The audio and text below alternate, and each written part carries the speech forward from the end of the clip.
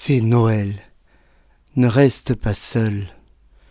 Réponds à l'invitation du Seigneur. Ouvre tes portes à Jésus. Au nom du Père et du Fils et du Saint-Esprit. Amen.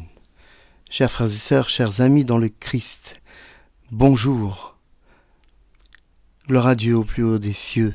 Il est né, notre Sauveur. Il est né, Jésus, celui qui était annoncé par les prophètes. Hosanna au plus haut des cieux. Cette vidéo s'adresse à toi qui m'écoutes, à toi qui peut-être ce soir est tout seul, à toi qui peut-être ce soir n'est pas invité, à toi qui peut-être ce soir est malheureux, à toi qui peut-être ce soir pleure, à toi qui peut-être ce soir a peur, à toi qui peut-être ce soir est dans la crainte de la mort d'un être cher, à toi qui ce soir crie à toute la création, à l'injustice.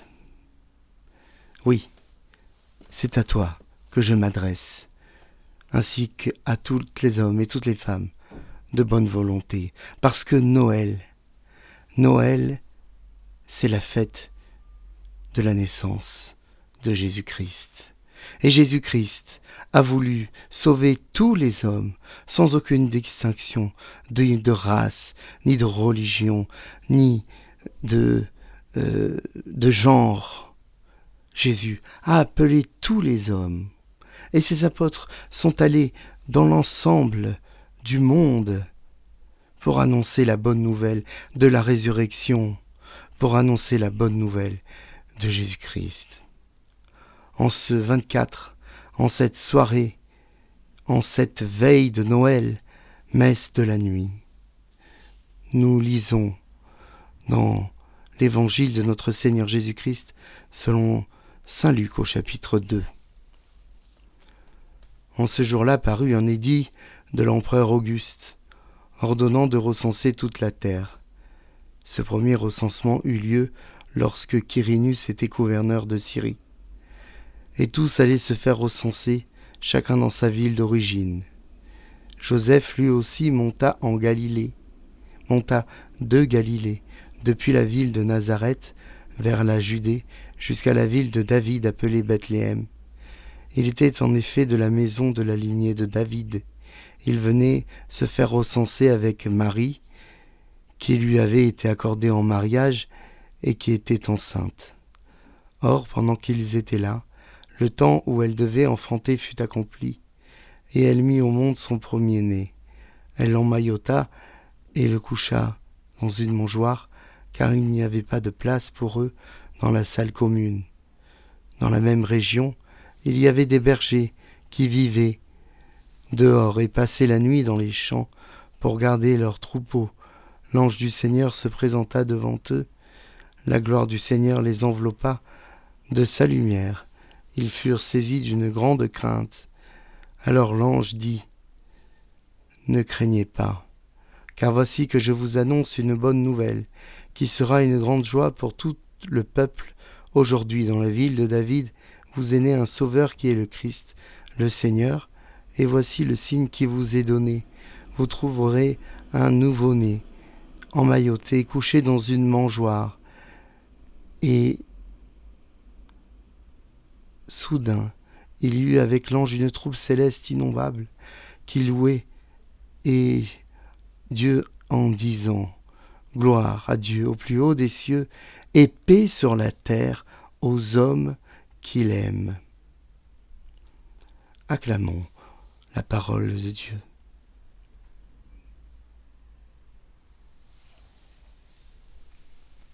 Dans d'anciennes traductions, de plus vieilles traductions de la Bible, ce dernier passage, gloire à Dieu au plus haut des cieux, se termine ainsi : et paix sur la terre aux hommes de bonne volonté.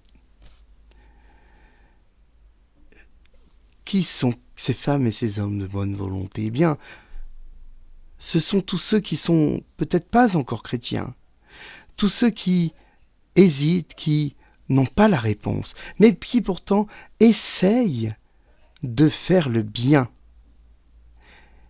Et nous ne pouvons pas dire que parce que ces personnes ne sont pas chrétiennes, que ces personnes ne sont pas baptisées, que ces personnes sont mauvaises ou que ces personnes sont dans le faux. Nous ne pouvons pas le dire. Ce serait une erreur grossière. La nuit de Noël, c'est la nuit de la naissance du Christ, et nous l'avons vu dans ce passage. Jésus, Joseph et Marie venaient de Galilée, une région au nord du pays. Ils n'étaient pas dans la Judée, région qui plus est, et s'il en est, prestigieuse parce que reine de David et de Salomon. Non, Jésus, Marie, Joseph venaient de Galilée, de Nazareth, un bled, un petit village insignifiant. Nous le verrons dans Jean le Baptiste, dans Jean l'évangéliste, dans son évangile. Nathanaël dira, mais de Nazareth, que peut-il sortir de bon ? De Nazareth est sorti Jésus-Christ. Jésus-Christ qui, encore dans le sein de sa mère, se rend jusqu'à Bethléem. Bethléem, c'était la ville de David, c'est symbolique. Dieu naît dans la ville de David parce qu'il reprend la royauté de David, il, d'une certaine façon, l'arrache de sa ville. Et lorsque Jésus, Marie, Joseph arrivent avec leur âne en ce lieu, il n'y a pas de place. Ils tapent ici et là, il n'y a pas de place. Il y a une maison commune, mais il n'y a pas de place. Il n'y a pas de place pour Jésus. Il n'y a pas de place pour le Sauveur. Il n'y a pas de place pour le roi du monde qui va naître. Il n'y a pas de place pour une femme enceinte et son mari. À tous ceux qui ne se sentent pas à leur place, à tous ceux qui ne se sentent pas aimés, à tous ceux qui sont rejetés parce que ils ne viennent pas du bon endroit, parce qu'ils n'ont pas la bonne orientation sexuelle, parce qu'ils n'ont pas le bon physique, la bonne façon de parler, parce qu'ils n'ont pas suffisamment d'argent. À ceux-là, je leur dis que Jésus est le premier qui n'avait pas sa place et qu'il a dû naître dans les conditions d'une étable, dans une mangeoire. Nos crèches sont belles. Mais imaginez-vous bien que dans une étable, ça sent le fumier. Ça pue. C'est insalubre, c'est le lieu des animaux. Et c'est là que le Fils de Dieu veut et vient s'incarner sur terre. Et c'est là que les bergers étaient aussi rejetés. C'était des gens assez solitaires, qui n'avaient rien à faire en ville, qui ne sentaient pas bon parce qu'ils passaient du temps avec leurs bêtes. Ce sont les bergers qui viennent adorer Jésus en premier, avant les mages. Ces bergers viennent adorer Jésus parce que l'ange leur est apparu, parce que l'ange vient nous signifier que Jésus sera le berger de toute l'humanité. Oui, Marie accouche dans cette étable, dans la nuit, et c'est vers là qu'afflueront les mages guidés par l'astre, l'étoile. Noël.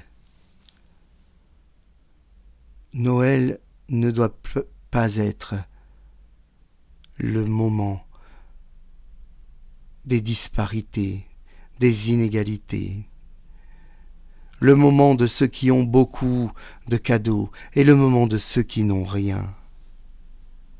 Non. Noël, cela n'est pas ça. C'est ce que notre société a voulu en faire.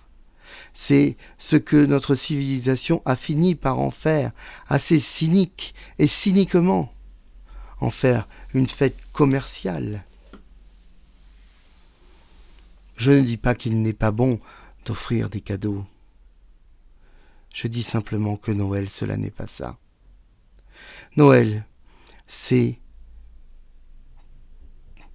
vivre en soi la naissance du Christ vivant, de l'enfant roi. Alors nos regards doivent se tourner vers toutes les personnes qui sont seules, vers toutes les personnes qui espèrent, vers toutes les personnes qui nous supplient de tendre la main. Et parfois nous ne le faisons pas parce qu'ils ne rentrent pas dans des cases, ils ne rentrent pas dans des normes, ils ne rentrent pas dans des considérations qui, pour moi, sont des considérations insignifiantes, mais qui pour le monde, visiblement, sont des considérations importantes. Lorsque Jésus convertit Matthieu, le collecteur d'impôts, celui qui collecte l'argent pour l'envahisseur romain et qui est banni par les Juifs, par la foule, eh bien Jésus va jusqu'à manger, s'inviter à manger chez lui, au milieu de tous les pécheurs. Et il dira cette phrase, « Le médecin doit soigner le malade. » Alors, peut-être toi, tu es malade, comme moi je suis malade. Oui, je suis malade. Je traîne une maladie. C'est ainsi. Je l'accueille comme un don de Dieu.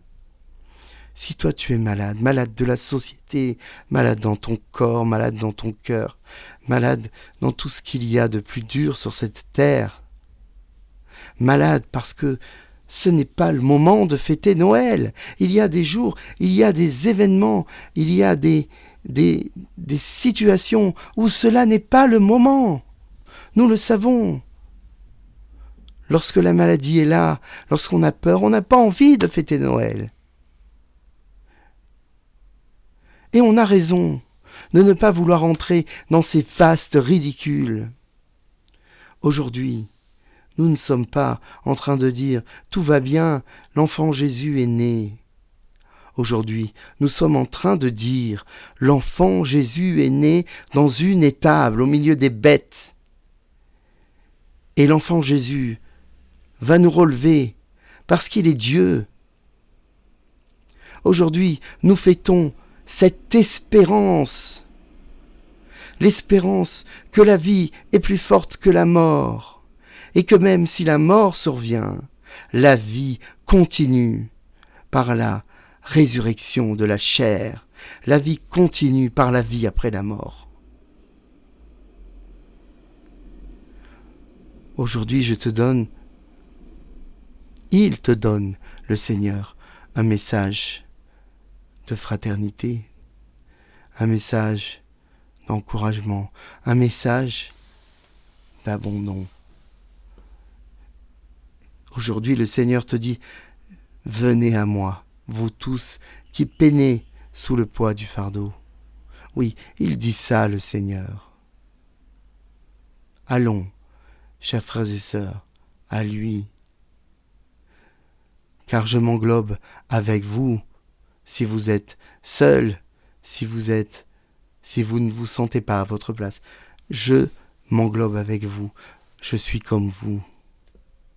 Alors aujourd'hui, allons vers le Seigneur dans sa simplicité, vers cet enfant dans les tables, vers cet enfant dans la crèche, vers son message universel. Le reste, c'est insignifiant. Chers amis, chers frères et sœurs dans le Christ, demandons au Seigneur Tout-Puissant qu'il nous bénisse et qu'il nous garde et qu'il nous donne la force de continuer à avancer, lui qui est Père et Fils et Saint-Esprit. Amen. Joyeux Noël à toi. Et à bientôt sur cette chaîne du Quotidien Jésus.